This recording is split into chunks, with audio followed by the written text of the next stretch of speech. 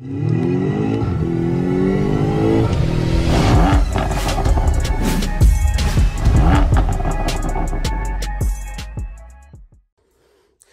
this happened. Maybe too much road rage. Pitch though. Yeah. Too much of my horn. Anyway, horn went out on M3.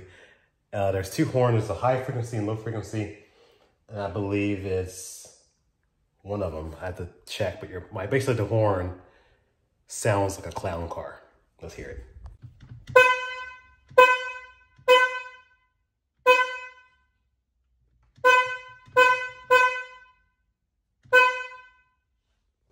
Definitely. If I had to honk at someone like this, it would be amusing. So I ordered, this is coming from, sounds like it's coming from the driver's side. There's one over here on the passenger side. That one probably not working. And I believe this one's probably the low frequency. So let me do some research into this. I got the horns. I just ordered both sides, but I might just replace just this one and make sure I replace the right one. I'll do a little tutorial and we'll get started. So here are the horns. I got the high frequency and low frequency horns. These are the part numbers here.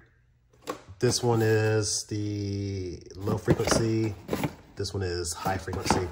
So the high frequency is gonna be on the driver side. The low frequency is gonna be on the passenger side. Okay, now these part numbers are exclusive just to the M3, or say the F80. So here you have a F80 or F82 or F83. These are the horns and the part numbers for you.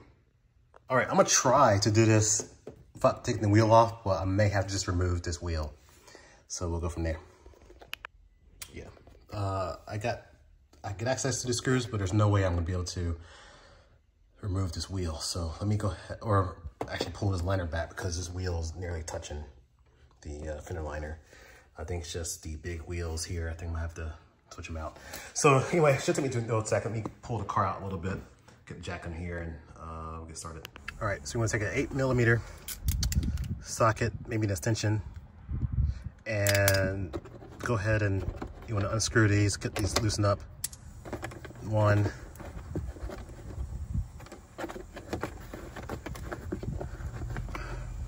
I've already pre-loosened these already. Two, this third one up here.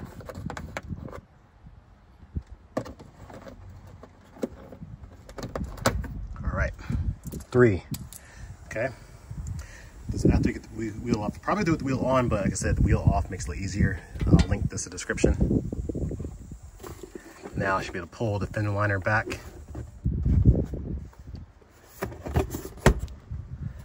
Get access in here. Do this one hand. So it looks like the horn is held on by one, two. I'd look at the new horn to see how to replace that, and I'll be right back.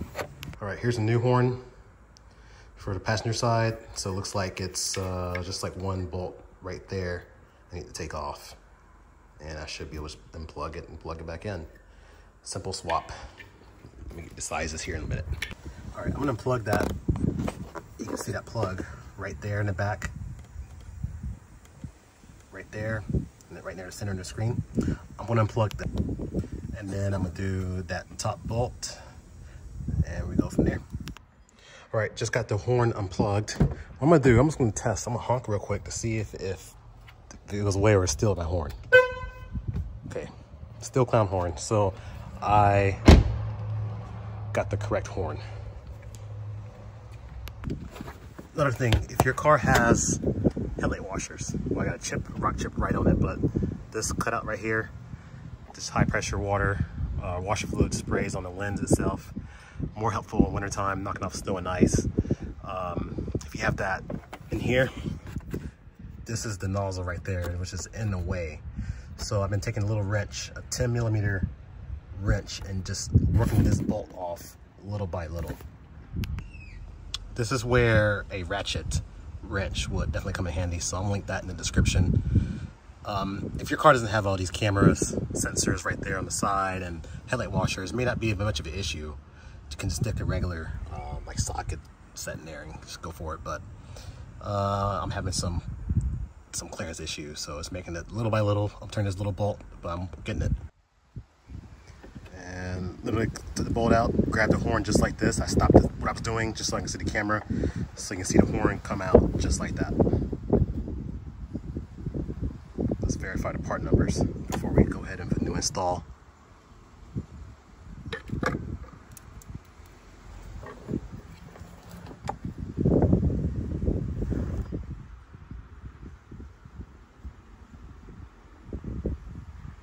All right, so here's the horn. If you look here where it says, focus, where it says low bass, right there, low basso, low. New one says low, and then I have a high right there. So now I'm going with the correct frequency, and it's plugged in. When you install a new horn, make sure it hooks in there, and there's a slot right in there that should hook into. All right, before I fully commit and tighten this up, put the wheel back on, let me just double check the horn is fixed. All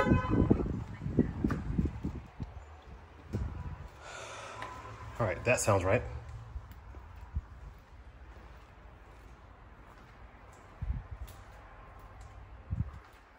Okay, once I get all of that done, make sure it's tight. The horn does not vibrate, move around. It's good to go. And now I just push this back in here and put my 3 8mm screws back in, and all set. And of course the wheel. All right, so let's do a horn test. Now that we finished it, let's exactly how it was inside the garage. Yeah. So make sure you get the right horn.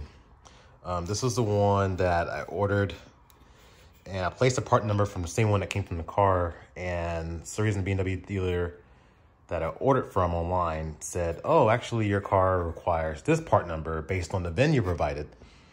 And I was thinking, okay, well, they would know more than me, I would assume. I took trust, and they said, you know, do you want us, they said, give us authorization so we can ship the correct part for your car. So I said, yes, this was the part they shipped, and obviously you hear the sound. But it didn't sound right. It's like it just didn't sound right to me. So I ordered the right part number despite what I was being told. Found it on actually a little bit cheaper on eBay, and got that installed. Same procedure. But just listen to the horn now after it's all done on press, and it's just done. So yeah.